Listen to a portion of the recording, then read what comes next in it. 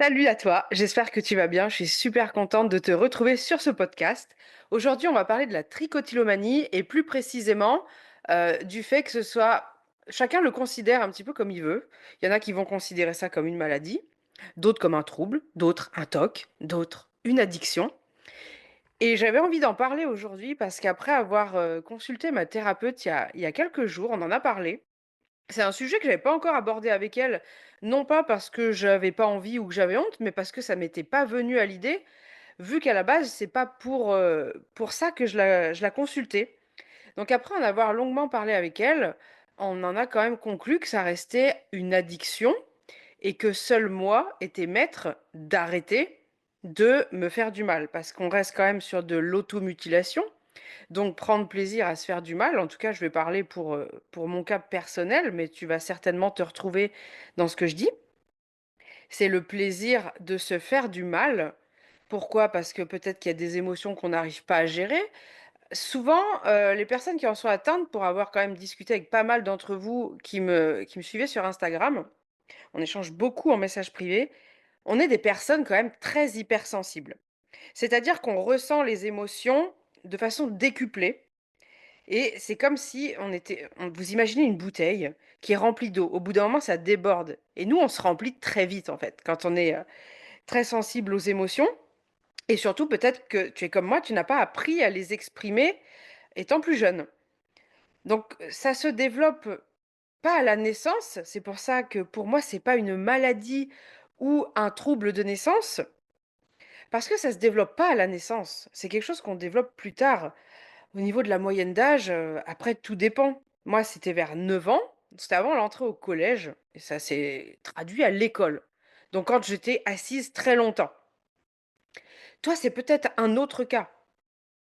Mais pour moi, et je suis assez d'accord avec ça, tu me diras ce que tu en penses en commentaire, ça reste quand même, eh bien, une addiction parce qu'on a le contrôle dessus, mais on ne veut pas le contrôler. On va prendre l'exemple de la cigarette. J'ai fumé plus de 20 ans. La cigarette, je parle, hein. Qu'on soit bien d'accord. J'ai fumé la cigarette plus de 20 ans. Ça me semblait impossible pour moi d'arrêter du jour au lendemain. Un jour, je me suis réveillée un matin et moi, je suis pas du genre à me dire: «Allez, je me fixe une date, à telle date, je vais faire ci, je vais faire ça». On sait que si on fait ça, ça ne marche pas ou alors pas sur le long terme. C'était après Noël 2023. Je me suis réveillée un matin, il me restait un paquet de tabac et un paquet de clopes. J'ai décidé de les donner parce qu'il était hors de question que je refume. J'ai pas voulu ralentir, parce qu'on sait que quand on ralentit quelque chose, c'est pour encore avoir le pied dedans. J'ai arrêté net. Je suis allée voir mon médecin, je lui ai dit: «Voilà, j'ai déjà essayé plein de fois d'arrêter toute seule, j'ai pas réussi, j'ai besoin d'aide». OK, il m'a trouvé une alternative pour arrêter progressivement d'avoir une dose de nicotine dans le corps. Mais j'ai arrêté de tenir une cigarette, en tout cas à partir de ce jour-là.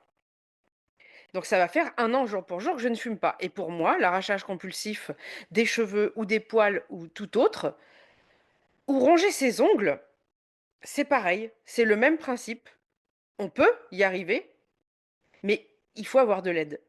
Et moi, je suis complètement d'accord avec ça, parce qu'on est seul à avoir le contrôle là-dessus. Je veux dire, je reprends l'exemple de la cigarette, personne ne m'a forcé tous les jours pendant des années à aller au bureau de tabac, m'acheter mon paquet de clopes et m'allumer cette cigarette. Personne ne m'a forcé. Il y a que moi. Les cheveux, c'est pareil. Parce qu'en plus, on est super conscient qu'on est en train de le faire. Au début, on n'est pas forcément conscient, mais après, on en prend conscience. Mais est-ce qu'on se dit stop? Non.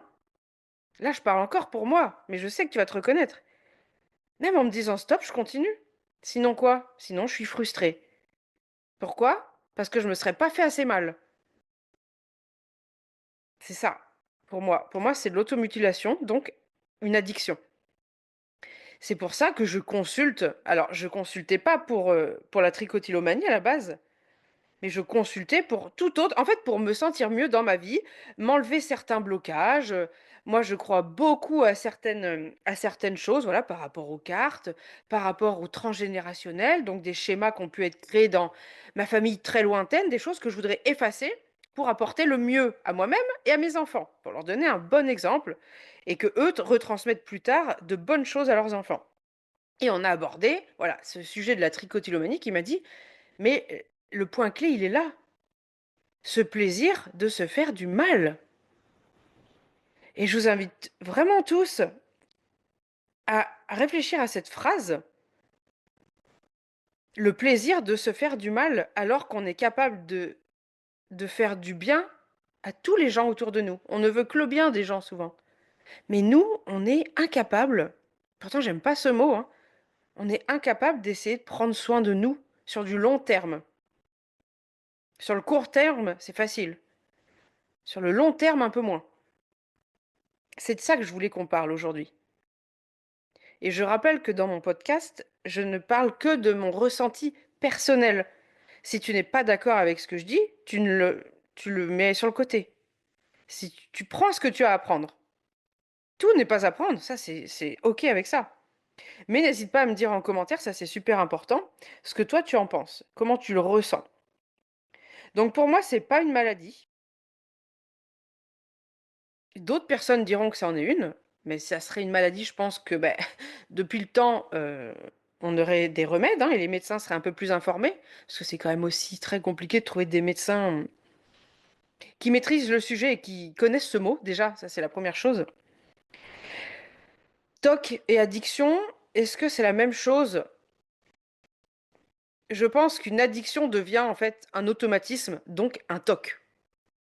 C'est compulsif. Trouble obsessionnel compulsif. Pour moi, ça va dans la même case. Mais ça commence par l'addiction dans tous les cas. Parce qu'après, ça devient un mécanisme. Notre cerveau, il retient ce mécanisme. Et dès qu'on le prive de ce mécanisme, il est perdu. Il recherche. Et c'est là que c'est à nous de mettre la barrière. Non, il faut un autre système. Il faut que je sorte de ce système de me faire du mal. Je dois prendre soin de moi pour m'aimer. Et au lieu de dégouliner ensuite d'anxiété, je vais dégouliner d'amour. Et ça va se ressentir. Et tu vas voir que petit à petit, tu vas attirer des gens positifs, remplis d'amour. Et non pas des personnes négatives qui ne sont pas du tout remplies d'amour. Voilà, c'est de ça que je voulais, le sujet que je voulais aborder aujourd'hui. Pour moi, c'est pas une maladie. Dis-moi ce que tu en penses en commentaire. Pour moi, c'est vraiment une addiction. Et les addictions, s'il existe des addictologues ou toutes sortes différentes de thérapeutes, c'est pas pour rien. S'en sortir seul, c'est compliqué et je doute que sur le long terme, ça fonctionne bien. Se faire accompagner, il y a aucune honte avec ça, c'est OK. Se faire accompagner, prendre la décision de se faire accompagner,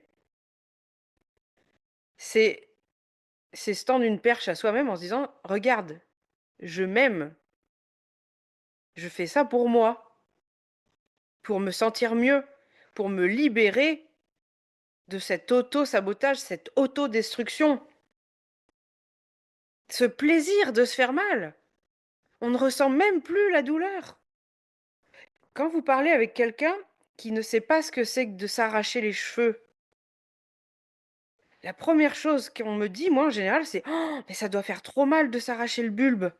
Ben oui, mais en fait, on s'en rend même plus compte à force. On a plus mal. Et gardez une chose en tête et je pense que je vais finir là-dessus. Si on arrive à supporter autant de se faire mal et qu'à force on ne ressente plus la douleur, c'est qu'on est des personnes très fortes et ça, on l'oublie pas. On est forte. Mais si on commençait maintenant à être forte et fort, j'oublie pas les garçons, pour prendre soin de nous et non pas pour nous faire du mal. C'est une question de choix. C'est ce que m'a dit ma thérapeute et elle a totalement raison.